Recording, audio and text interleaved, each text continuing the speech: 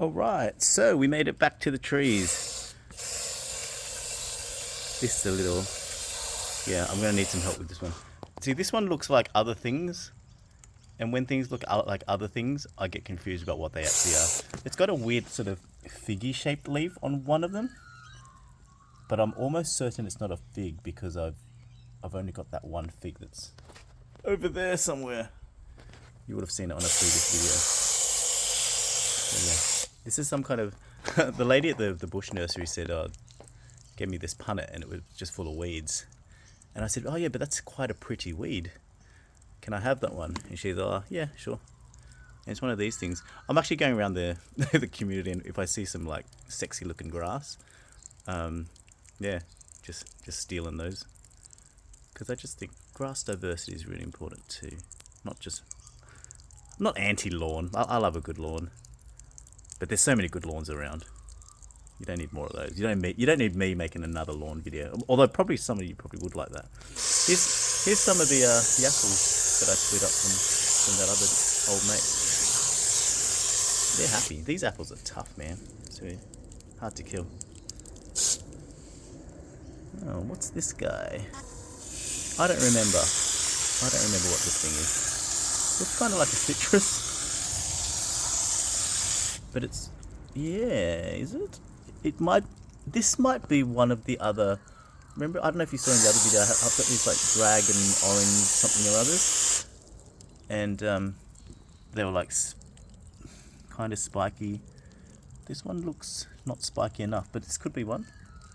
I thought they'd all died except for one. This guy managed to score himself a massive pot, so he's going to be happy. So, yeah. Here's another something or other. This feels a bit not paper glass, but bottle brushy. Oh, another apple. Yeah, I've got like 6 of them. Another apple in a small pot, because by now I'm like, oh, I've got quite a lot of apples. Not sure I care. Lots of small pots I've got here, not a lot of big pots. So big pots are high demand. So if your brother's in a big pot, chances are you're in a small one. And like, this was obviously some kind of bugs got to my little companion planting. See, I'm hoping this is not just a weed. But I basically pulled out a bunch of things out of the greenhouse, and they were struggling, and I put them into pots. And because this is the vegetable side, this is what I was trying to say before. Because this is the vegetable side, there's heaps more like caterpillars and slugs and things on this side to eat the plants. So my vegetables get decimated. I don't get too attached. I tell myself that it's just learning, and then I cry into my beer. But yeah, there's a lot of oh, what's that? Little hoverfly. There's a lot of sadness on this side. Ooh. I think this might have been an orange at some stage. But I might have killed him. A mandarin, sorry. A lady gave me some mandarin. But at the same time, what I learned with the citrus is that what you put down isn't necessarily the fruit that you get out. So I think she did the mandarin pip thing. Grew some, got really excited. Wanted to share them. Oh, I was happy because, still a tree. But we had a couple of super hot days. And the hot days in these small pots, mate, that's not where you want to be. That's the short straw. So I'm trying to make it up to them. But you can see, there's nothing in these. And I promise you were there. See that little stick? Yeah, let me point. This little guy. Yeah, that was a plant life. But no longer. So I'm just going to water these up. But you might think, why are you watering dead pots? And there's still soil life in them. There's still soil life. And while there's soil life, I want to keep that soil life alive. And I'm going to reuse all that soil into something else. See, here's another. Look, that had a label. Some guy gave it to me. It was a tomato rouge D something illegible. But that was going to be absolutely amazing. But he never made it. And I feel sad for him. But, such is life. Yeah, I'm going to come around the other side. Oh, check this out. I didn't know what this thing was. I thought it was kale.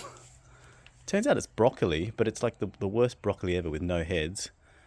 But and I don't know if that's because I've done something wrong, but I thought it was dead, but now it's like firing off new shoots again. So, and you can eat the leaves in broccoli. Did you know that? So I don't know what happens to the broccoli leaves on a broccoli plant, but I'm assuming they just get thrown into the bin or something, which is really sad.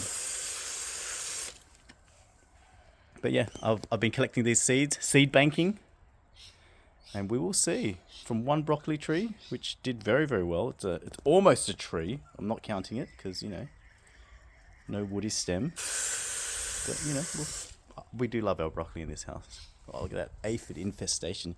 You know what I'm going to do? I'll do it later because I'm going to pick these, chuck them in the quail cage, and they love them.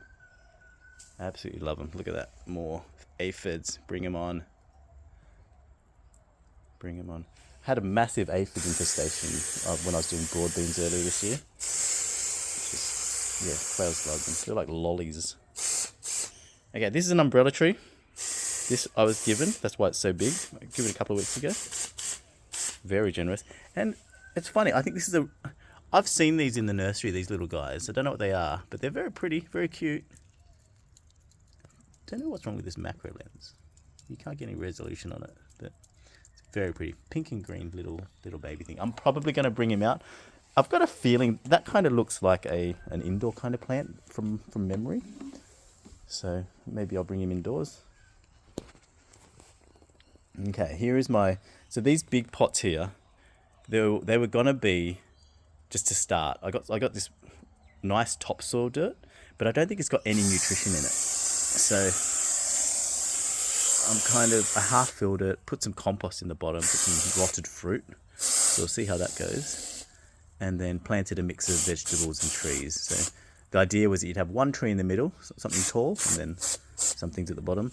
But the guys at the bottom, and I think this might be a sunflower too. I did these random sunflowers because I want to see big, fat sunflower heads. Feed them to the cockatoos. Actually, I've got my headphones on, so I can't hear them. But you can probably hear the cockatoos going past. Yeah, so a little help with this. Again, this feels like something I should know, like a lily pilly. No, it's not a lily pilly. Leaves are too big.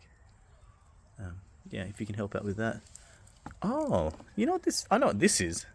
This thing in the tiny pot. This is a Thai basil. Just grew it from. I went to a restaurant to eat pho. My favorite food. We make fantastic pho here as well. And we had leftover Thai basil, and my mum told me to take it home because in Vietnam they don't have a lot of stuff when they're growing up. It's a really poor country. And so they just can't waste anything. It's just not how they're built. And you've probably got parents that are like that too if they grew up in the war or something. I don't mean to be so flippant about war, but yeah, I didn't grow up in war, so that's how I feel. But yeah, so she popped it in water. Well, she made me pop it in water. Told me it could be done, and it worked. And we eat heaps of this stuff, so yeah, thanks, Mum. Probably saved about $10. Oh, I got this guy. This looks cool. Another gift. Very wonky stem. I don't know how important a straight stem is. But then part of me thinks if I was to grow, you know when you go into those parks, it's the wonky stem ones that you can actually climb and be fun as a kid. So yeah, I'm not discriminating against straight stems or not at the moment. Anyway,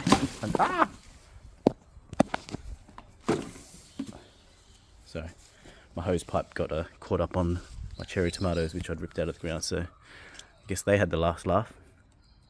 Oh, you can probably see I'm flooding these pots as well, and that's because the soil it was nice. It was like this nice topsoil, which is heaps better than the clay garbage that I've got. But it seems to not have very good drainage, and so it sits on top. And what I found before was that I was watering, and the top sort of 2 inches were mud, and then it was dirt dry at the bottom. So probably not the right thing to do, but I'm just kind of flooding it and letting it slowly sink down over the day, and hopefully get just a bit further down. But yeah, you can see this one. I think it was rhubarb or beetroot smashed by those caterpillars that I just fed to the quail last video. But it's lettuce, quite love a little bit of lettuce. And a very sad tomato. So this tomato was in a small pot for way too long. And so I popped it into this mega one to try and make it up to him. And he hasn't quite forgiven me yet. He's not dead, but I reckon maybe a bit of dynamic lifter or something is not going to hurt him. Okay. Here's another. Yeah, I'm right-handed, so I was going to switch the watering wand.